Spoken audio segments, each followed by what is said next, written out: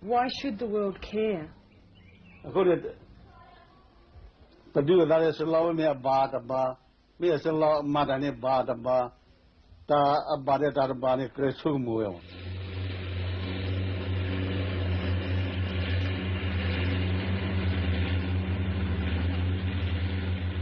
We leave as the fighting gets worse and the Burmese troops move closer. For the Karen, things look very bad. And the question now appears to be not if Manerplaw will fall, but when. The end came quickly. 2 days later, the last of the KNU soldiers and their allies torched their headquarters of 21 years and fled.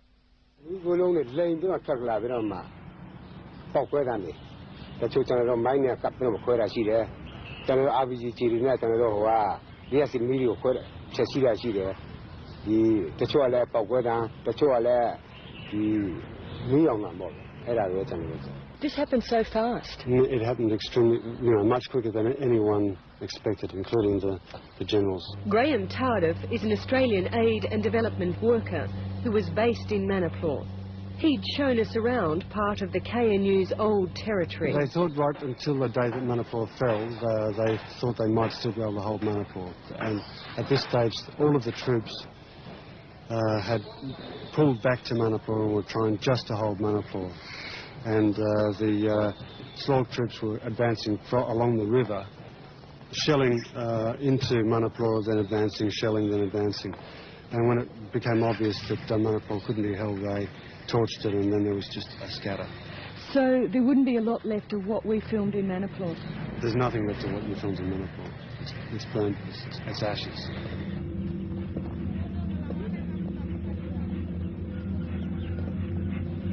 After centuries of oppression and nearly 50 years of armed resistance, the Karen have been driven into a modern-day wilderness.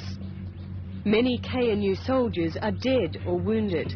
Their allies, the pro-democracy politicians and students, have also scattered. The shelling was very heavy in those areas.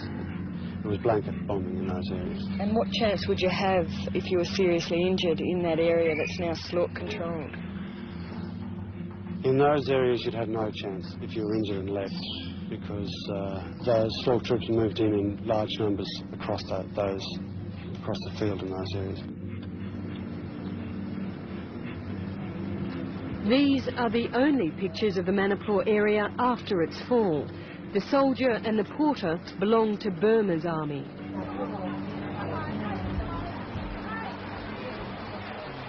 On the Thai side, chaos.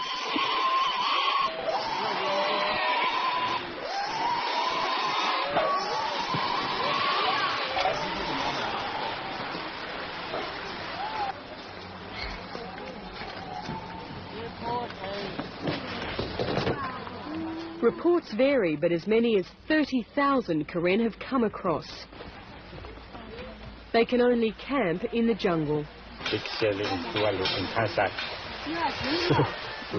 the Thai side? Shell on Thai side. So we cannot stay.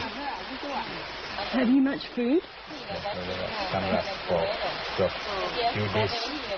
What sort of a problem do you have here? Well, the problem here is, especially now with accommodations, and if the people have to stay here for a long time, I think they will surely have lots of contagious disease, like dysentery and many other problems with the disease. Are they regarded by Thailand as refugees? Oh, no. They are not regarded as refugees yet. So they're nobodies, really? Yes, for the time being there's nobody.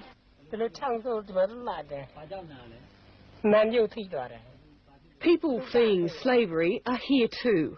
A few of the Burmese civilians press-ganged only last December into Burma's army. As porters, they were forced to carry on their backs the ammunition which was used against the Karen.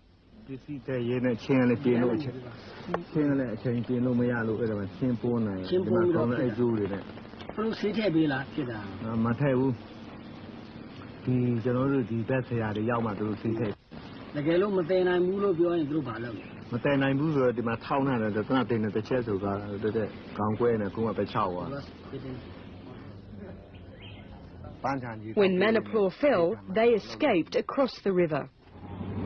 For Thailand, the porters and civilians comprise one part of a larger political problem.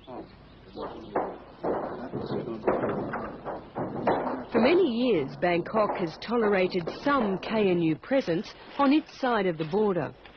But with the loss of Manerplaw and its other strongholds further south, virtually the entire Karen army has been forced into Thailand. Within hours of Manerplaw falling, the Thai military moved in to try and contain a problem which was suddenly very firmly on their soil. Most of the KNU leadership, many of its soldiers and its casualties are now sealed off by Thai troops. They can't get out and journalists can't get in. No. We can't go to Poibelu? No. Tomorrow? Tomorrow, no.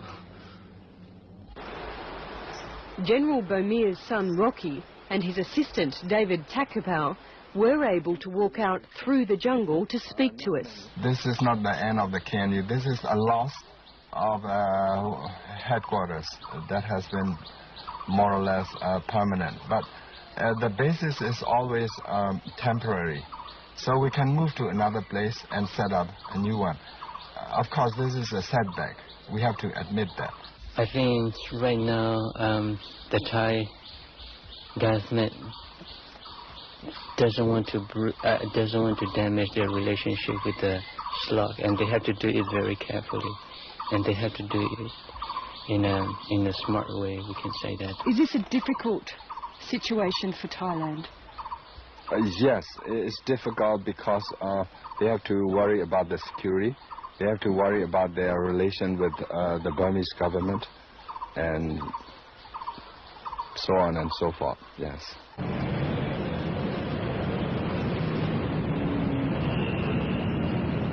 As economic partners, Thailand and Burma are firming up. Among other joint projects in the planning stage is a large hydroelectric dam at this section of their border, which only days before had been under Karen control. But the fighting has put the Thai-Burmese relationship under strain. Thailand giving the Karen rebels any form of safe haven is unacceptable to Burma. And conversely, Burma's shelling of Thai territory is regarded by Thailand as a hostile act. Tension on the border is undermining Bangkok's policy of constructive engagement. U Tin Ong wasn't killed in the assault on Manerplaw. He fled just in time after torching the National League for Democracy's headquarters. He's in northern Thailand secretly for urgent talks with other Burmese dissidents. Is it all over now, a united opposition to the regime in Burma?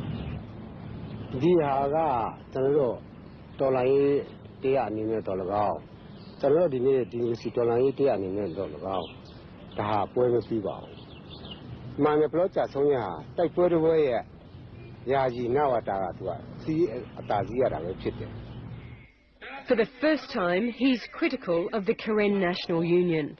Its leader, Bomir, he says, should accept responsibility for the fall of Manerplaw.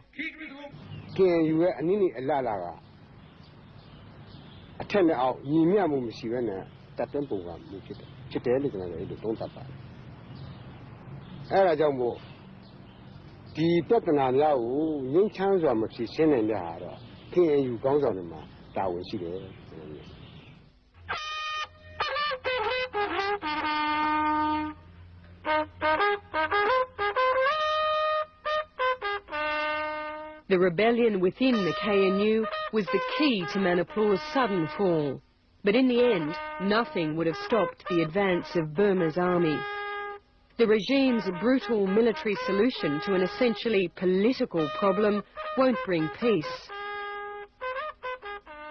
Manerplaw, for so long the symbol of a united opposition, is gone. But there's no surrender.